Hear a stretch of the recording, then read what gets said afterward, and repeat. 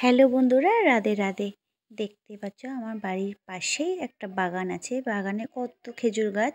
এই খেজুর গাছ ছোটোবেলা থেকেই আমরা দেখে আসি। বাইরে থেকে লোক এসে খেজুর গাছ কাটে। দেখো ছোটোবেলাতেও আমরা প্রচুর রস খেয়েছি। এখন কি করব, বাপের বাড়ির জন্য, শ্বশুর বাড়ির জন্য একটু পাটালি গুড় আর ঝোলা গুড় নিয়ে যাচ্ছি এখান থেকে, পূর্বস্থলী থেকে। দেখতে পাচ্ছ অনেক লোকও আসছে রস খেজুরের গুড় কেনার জন্য আসে সবাই। গাছগুলো দেখো কত সুন্দর লাগছে। আমাদের গ্রামটা কিন্তু খুবই সুন্দর।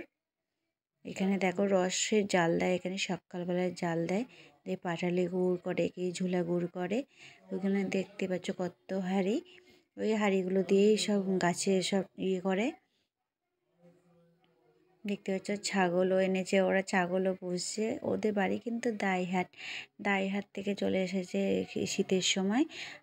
তারপরে আবার চলে যাবে ওরা নিজের বাড়ি, আবার ফিরে যাবে। ওরা শীতকালে প্রত্যেক বছর এখানে আসে গাছ কাটার জন্য। হাঁড়িতে দেখছো কত রস, এগুলো সব সকালবেলায় জাল দেবে। আর এই যে হলো পুকুর, এই পুকুরে তো আমরা সব ভাই বোনরা সবাই সাঁতার শিখেছি ছোটোবেলায়, অনেক চান করতাম। এখন তো আর হয়ও না। এইদিকে আমার বৌদি ভিডিও করছিল। আর দেখতে পাচ্ছ একটা কুঁড়ে ঘর বানিয়েছে, ওর মধ্যে ওরা রাতে থাকে। জায়গাটা সত্যি খুব সুন্দর লাগছিল ভেতরটা। এখানে এবার দেখো খেজুরের গুড়টা দিচ্ছে। খেজুরের গুড় পাটালি গুড় নিয়ে এবার বাড়ি ফিরছি।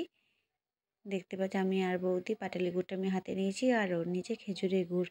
ওকে বললাম দেখা একবার।